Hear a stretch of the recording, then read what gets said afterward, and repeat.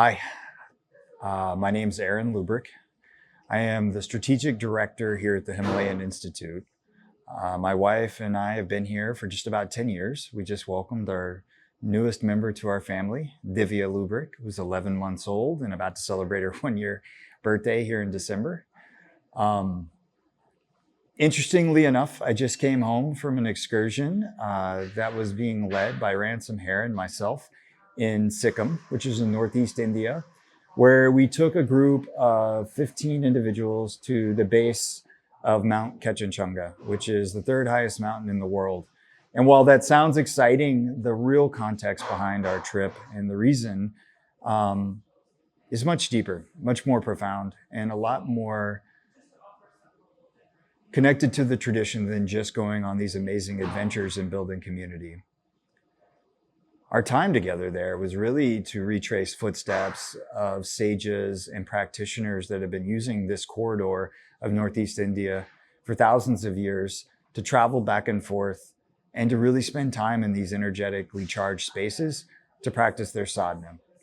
And so while our group was there to experience something majestic and magical, being in the lap of this amazing mountain and these landscapes and vistas, the more critical component to this trip, or the underpinnings of it rather, were about being together in these outdoor spaces, connecting to something deeper than ourselves and really finding community amongst each other by virtue of going and experiencing a pilgrimage, setting aside the day-to-day life that we might have held back at home, the difficulties, the challenges, the excitement, the vibrations that kind of surround our lives here when we're doing our normal routine, sometimes distract us from what's right there under our noses and really resonates deeply inside of us, but is sometimes so quiet that you can't hear it amongst all the daily activities and surrounding atmosphere.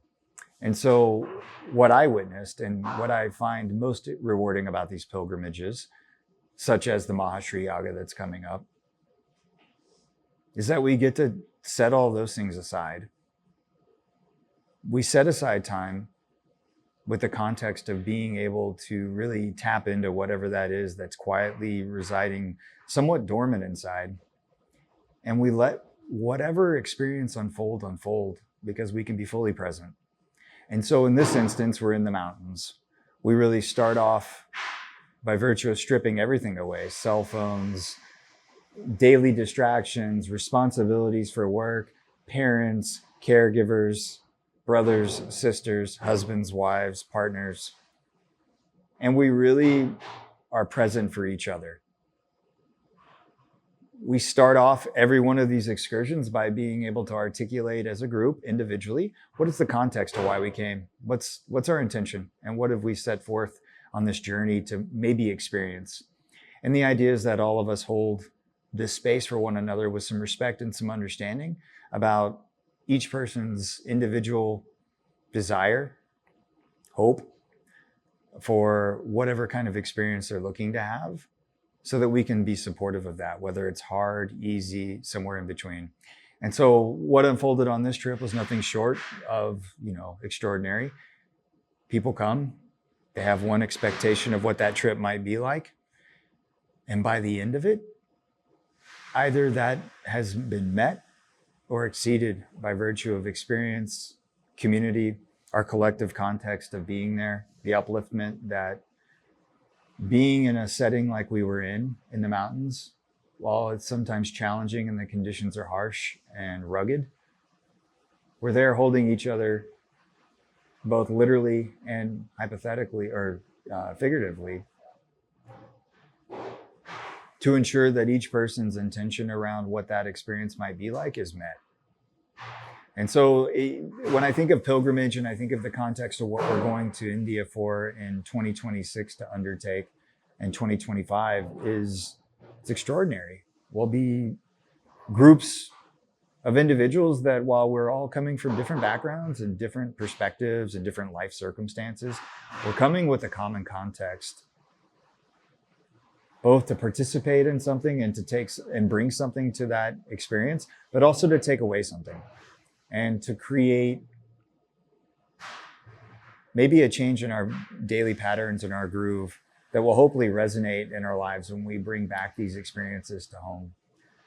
And so I'm excited about what that looks like. I mean, the most rewarding part of every pilgrimage that we take is quite literally being able to hold space for each participant that comes in, knowing what kind of transformation might be on the horizon for them, having experienced it myself, and being able to watch that unfold and being in service to those experiences, whether that means supportive activities like carrying backpacks and bandaging boo-boos and helping people with tummy aches, or if it means quite literally hearing somebody out when they're having a really challenging moment, or being a shoulder to lean on when things aren't always easy.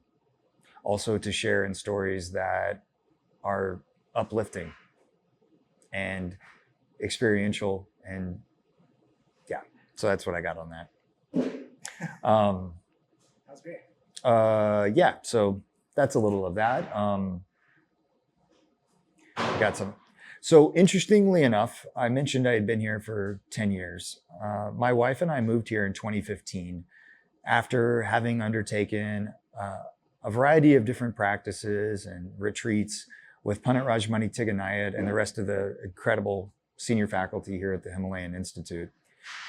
And I remember having left my very first time after coming here thinking, God, what would I not do to be able to bring my talents or whatever I thought I could contribute to this organization to help create more of these experiences for other people.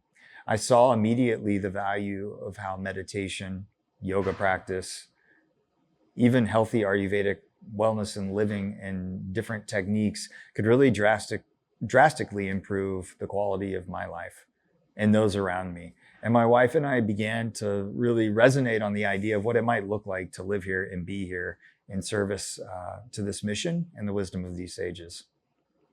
So fast forward from that first experience in 2013 to 2015, and an opportunity presented itself. I was super fortunate to come up and work on a project that allowed me to both share my business acumen with the Institute and helping it define some more, say, efficient protocols around how we manage our business and the organization itself so that we could be more self-sustaining. But I had no intention of actually moving here at that time.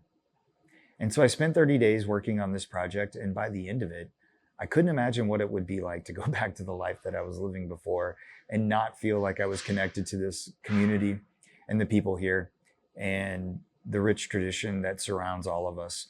And so now 10 years later, we've been here serving in various capacities, some in directing of marketing services, some in directing activities of our warehouse and fulfillment. And when Panditji began to talk to me in 2022 about this practice that was going to be undertaken in Khajuraho for 6 months, it really, really re-inspired the vision of why I was here and the underpinnings of what really keeps us motivated and driven to be in the service of this tradition and the mission of this organization on a daily basis. And so when I understood, having been here for 10 years, the different practices that we've undertaken from the very first time Sri Sukta was actually taught in a public setting back in 2016 to today, where this particular 6-month practice not only is kind of anchored by Sri Sukta in so many different ways, but I've grown and developed with my own practice and the people around me that have been practicing it. You as students that will be joining us for Maha Sri Yaga, it will be the highest honor to not only see the growth and development that each of us have undertaken on our own journey spiritually, but in the broader context of what it looks like when we've all come together and really, I want to say work hard, but we've all been practicing so diligently, individually, abroad, through COVID, through the Zoom sessions, through the digital era, but now we're all coming back together. And I'm so excited to see when we bring ourselves together as a force of change and be in the presence of one another and undertake this practice. I'm very excited to see what will manifest and what the outcomes of these practices will have, both on our collective community and the broader world. So I am That's a lot to say about something that I have very little understanding of, but I do get there's a positivity that comes out of doing these practices. There's both minor changes that occur in me and broader changes that I can see in the people around me, my community, and in spaces beyond here. And when I think about how much energy and shakti and intention is going into creating the right atmosphere during the right time, with the right groups, with the right critical mass coming together, I'm very bright, very hopeful for the kind of change that it can bring forth. And so, yeah, I'm really excited about this. I'm excited to be a part of it. I'm excited to be a supporting element to it. So I look forward to seeing all of you in Khajuraho in 2025 or 2026. We're going to have a special time together.